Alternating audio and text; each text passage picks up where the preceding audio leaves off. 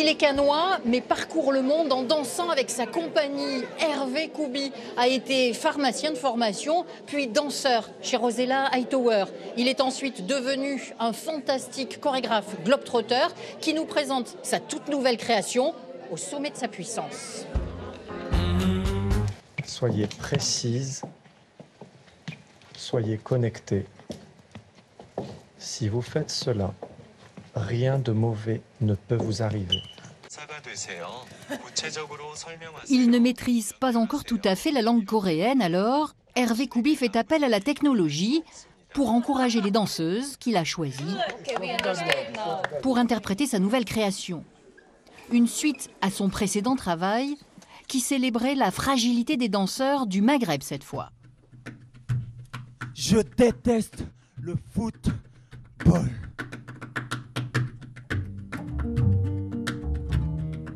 Couture pour les filles, foot pour les garçons. Là, on est dans un décor tout blanc parce que la première partie sera partagée avec une équipe de danseurs hommes, 7 danseurs, sur une pièce qui s'appelle Boys Don't Cry, où il est question de la fragilité, que finalement, voilà, quand on est un homme, on n'est pas forcément obligé de savoir se bagarrer et d'aimer le judo et le football.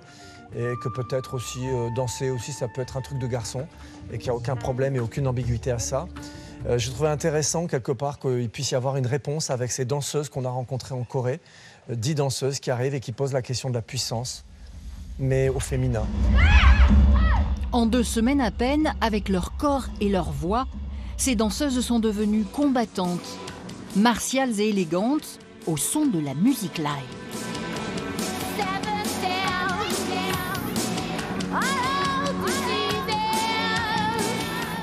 Quand on va chercher des danseuses dans un pays où la place de la femme, dans un pays extrêmement moderne, mais où le poids des traditions est encore extrêmement présent et où la place de la femme n'est pas encore très facile, c'est le moins qu'on puisse dire, je trouvais intéressant justement d'offrir la possibilité à ces 10 danseuses une tribune, une réponse. Être une femme en Corée du Sud, c'est vivre avec des paradoxes. Étudier à l'université, mais s'occuper du foyer une fois mariée. L'émancipation doit se conquérir. Au-delà de la performance physique du spectacle, dans ma vie quotidienne, je bouge et je danse tout le temps pour me sentir bien, m'améliorer et aussi créer des liens. Comme ça, je me sens plus forte à l'intérieur.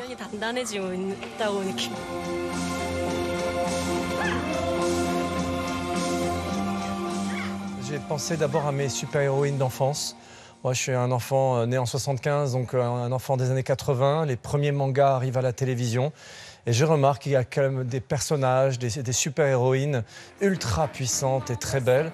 Ces figures féminines comme ça, des guerrières bouleversantes qui crèvent l'écran.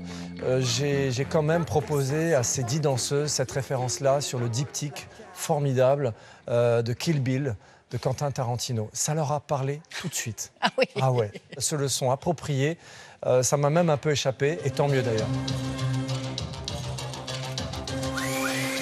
Souffleur, cet appareil domestique, peut-être sèche-cheveux géant, très subversif évidemment. C'est non sans humour qu'on a pris cet objet-là. C'était assez surprenant de voir finalement ces danseuses devenir encore plus puissantes avec un objet absolument anodin et devenir redoutables finalement en devenant encore plus belles, en s'en servant de différentes manières jusqu'à devenir ces valkyries irrésistibles, cheveux dans le vent.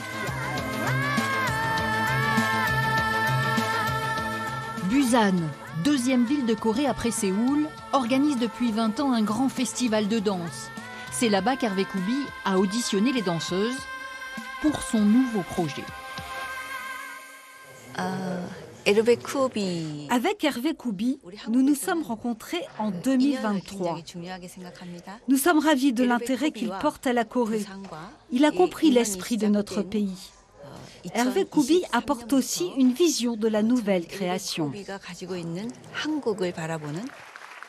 C'est dans l'agglomération grassoise qui soutient le chorégraphe que le public a découvert les premiers extraits et quelques secrets. C'est Fessal qui m'a branché un soir en rentrant, on était embêté sur les costumes. Il m'a dit et si on mettait des chemises? Le lendemain, Fessal et moi, on s'est pointé, on a pris toutes nos chemises. En fait, ce sont nos chemises qu'elles ont. Alors on reconnaît l'écriture chorégraphique d'Hervé Kouby, mais alors là, interprétée par des danseuses asiatiques, il y a vraiment comme un bouleversement, et en même temps, on est rassuré parce qu'on retrouve, voilà, et c'est magnifique. Comment vous ressortez de ce moment? Perturbé Ah, par quoi? par la beauté du spectacle. Ouais. Voilà. Qu'est-ce que ça vous inspire comme L'amour. Ce qu'elles nous ont donné, la puissance qu'elles ont mis est impressionnante et ça me ravit de voir les nouvelles générations qui prennent le pouvoir. Moi aussi un petit peu, je suis puissante dans ma danse. Vas-y, montre. Comment tu fais comme ça? Oui, comme ça. C'est à Cannes, sa ville natale, pendant le festival de danse, que ce chorégraphe globe-trotteur présentera son nouveau message dansé. Dans mes équipes, j'ai majoritairement des danseurs étrangers. J'ai des Russes, j'ai des Ukrainiens, j'ai des Américains, j'ai des Algériens, j'ai des Marocains. J'ai eu des Israéliens et des Palestiniens, voilà. J'aime beaucoup l'idée de rassembler. On finit en général par une citation d'un auteur, d'un artiste. Ben là, on en a trouvé une de vous, mais je trouve qu'elle correspond parfaitement à ce qu'on vient de voir. Vous avez dit et écrit « On peut danser partout » et c'est ça qui est beau. Oui. Vous êtes d'accord? Oui, et puis il y a une autre citation que je vais permettre de rajouter, c'est que je suis émerveillé par la manière dont la danse, tout simplement, rassemble les gens, quelles que soient les raisons qui nous séparent. Allez, double citation.